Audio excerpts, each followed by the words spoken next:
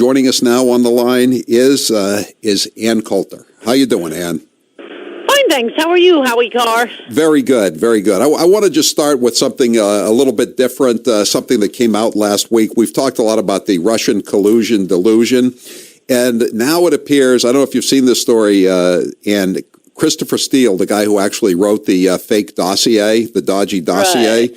he admitted in a deposition in one of the lawsuits that he used a report that he found on CNN's iReport website for his information, and that is and this is how CNN described the site, which was so ridiculously inaccurate and irresponsible that they finally took it down. The stories submitted by users are not edited, fact-checked, or screened before they post. So in other words, he was taking made-up crap from anonymous trolls on the internet and putting them into this dossier, and then the FBI, after being paid by Hillary Clinton and the DNC, and then the FBI and the Department of Justice were using this to get warrants or warrants to wiretap members of the Trump campaign and later on the administration. Isn't this amazing? It sounds like a very reliable basis for opening an FBI investigation into a presidential candidate. He said they asked Steele about it. They said, did you know that this is just crap that people were making up and throwing up on the internet? And he said we would call it an open source search. This reminds me of, do you remember, what was his name? Was it Peter Schlesinger? The old Kennedy aide who wasn't quite down with the internet, and he found a report online. He was so excited. He was like 90 years old. It wasn't Peter. Arthur Schlesinger? No. The Harvard guy? No. The age You know of what? Jackson? I'm going to have to Google this. But anyway, he goes on the internet. This was back, I think, when Bush was president. He's never been on the internet before, and he finds a report about how that flight that took off from Long Island and crashed, I forget what the number was, Yeah. But there were a lot of conspiracy theories around it. And he goes off on this wild tear. He becomes a massive conspiracy theorist because he read something on the internet. And eventually it was so embarrassing he had to flee to France. So Ann, President Trump now today is tweeting out about General Motors wants to close down this plant in Ohio, and so he's been calling the president of GM, and so now he's calling her out, and he's calling out the United Auto Workers, the UAW, the union, saying that they have to keep this plant open. There's like 10,000 employees are going to lose their jobs. Ann, I know you don't give him credit for trying to protect Americans, workers' jobs. What do you mean? Of course I do. Hey, Howie, I know you don't care about illegal immigration, but it's a very important issue. But we were going at it the other day about the H-1B workers and coming into the country. Right, you were he's increasing them, and he keeps saying he wants more. I know, That's but not giving him credit for protecting American jobs. That's Pierre Salinger. Pierre Salinger, by the way, Ann. Pierre Salinger. Thank the texters. They came through. Thank you. It began with a P and an S. That's he was a senator, actually, in California very briefly. Remember that? That's right. And he was defeated by George Murphy, the song and dance band. Yes. Yeah, he was appointed senator and then lost when he actually ran. Thomas Kuchel or someone died. Yeah, and he was appointed by Jerry Brown's father. And then he lost to Murphy, who lost to Tunney, who was Ted Kennedy's roommate, and Tunney lost to S.I. Hayakawa. Those were the good old days in California when a Republican could win. Right, and I'd like those Democrats better than any of the current crop. No, could you go back to this without you saying, oh, I know you want American jobs to be destroyed. No, it's great that he's tweeting. What would be even greater is if he used the powers of the presidency to restrict mass legal and illegal immigration and raise wages naturally in America. I mean, this is one plant. You could do it across the board. You could have so many jobs rebuilding infrastructure, building the wall, Those are a lot of important, well-paid jobs. All of that is within the president's authority. This is why I supported him in 2016 and described at great length in Trump We Trust. If he would go back to campaign Trump, everything would be coming up roses. He doesn't have this unilateral power, though, Ann. He does on a lot of things. That you seem to think that he enjoys. I mean, again, Barack Obama, for reasons we all understand, could say that I can operate with a pen and a phone, but Donald Trump does not have that magical ability. If only I were a lawyer. Oh, that's right, I am. Just because some presidents go beyond their constitutional authority to do things they are not allowed to do by the Constitution does not mean that presidents have no constitutional authority. A president does have constitutional authority, for example, to protect the borders.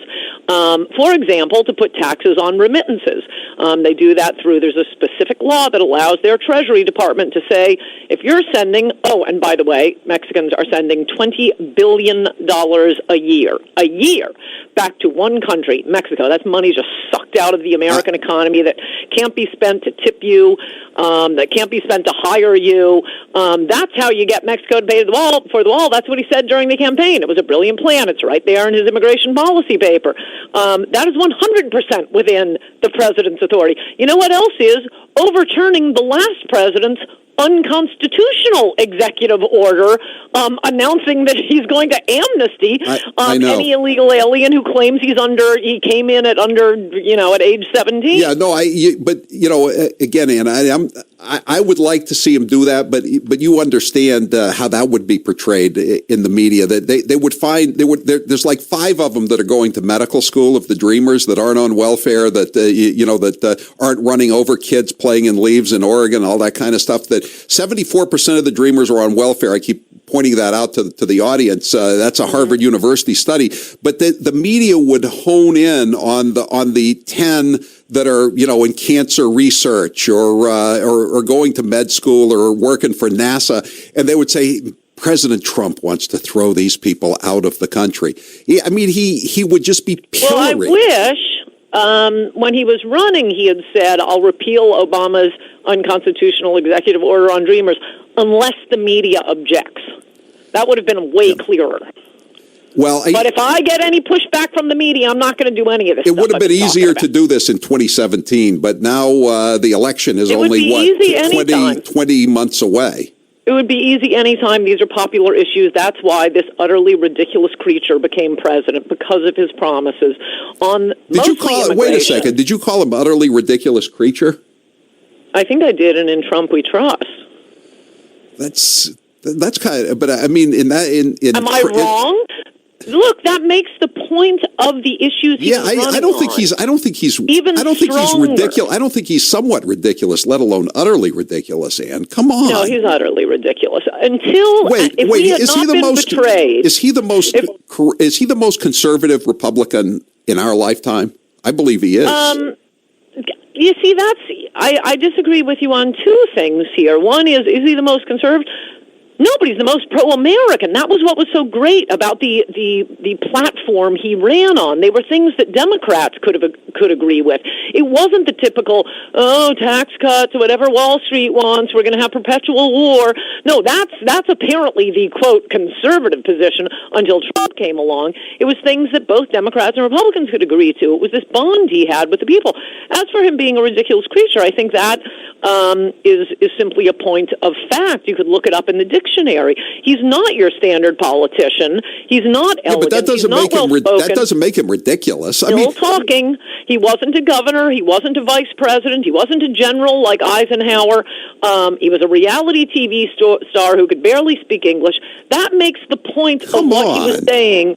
What do you mean, come on? That's part of the reason he could barely speak English. He could do a 2-hour ad lib speech on live TV. I mean, that's pretty good. Yes, love his rally speeches, but it is not grammatical.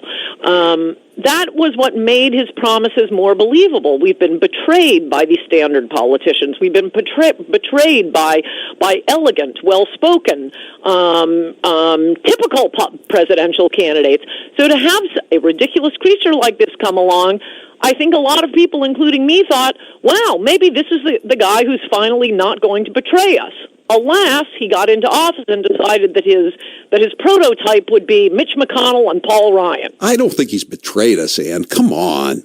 He hasn't, he hasn't accomplished everything. But there's everything. He hasn't done anything. He hasn't done anything? Look, he has time to recover, but he's got to do it, and it's not helping to have people like you and Fox News saying, everything's great, everybody loves you, you're going to sweep the industrial Midwest. No, he's not. I'm not saying that. Listen, Ann, you were a big Mitt Romney person, right?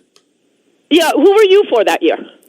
I was very disappointed. Howie Carr. Well, I'm sick of this, as if our choice was, Ronald Reagan meets Donald Trump, but I decided to go with Mitt Romney. Every other candidate that year, was for open borders. Well, Mitt Romney, the reason I bring this up, I didn't bring this up just to torture you, Which open borders candidate were you for? And I got to ask you you this. Were you for Newt Gingrich, who was weeping about grandmothers? No, I didn't like Newt Gingrich that year. But I'm asking you this, which Ann, one were because you for? How did Mitt Romney vote on the wall? Which one were you for? And I will tell you how they were for open borders. I've been for immigration longer than apparently you were. That's why I was for Mitt Romney. I was always for the candidate that was the best on immigration. What happened to Mitt Romney last Friday? What happened to Mitt Romney on Friday? Pardon? What happened to Mitt Romney on Friday? He voted against the wall. Yeah, he's changed. Now I'm not for Mitt Romney. Now I'm not for Donald Trump. He changed, too. Maybe in 10 years, when illegal immigration has gone up far more than it ever was under Bush or Obama, you can come back and say, you were for Trump. No, I'll come back and say that to you. Because illegal immigration has never been worse. You think it would have been better? You think it would have been better if Hillary Clinton were president? I don't think it couldn't be worse. I know that much. All right. It couldn't be worse. All right. Ann Coulter. And it's not helping to lie to him and say everything's peachy. Keep your promises and then everything will be peachy. I'm not lying to him. I don't know a lot of people that are lying to him, I mean, I think everybody's disappointed with this wall. Did you forget to pay your cable bill? All right, Ann. Thank you for being with us. The title of your latest book? Resistance is Futile. How the Trump-hating left lost its collective mind. Thank you, Ann Coulter. I'm Howie Carr.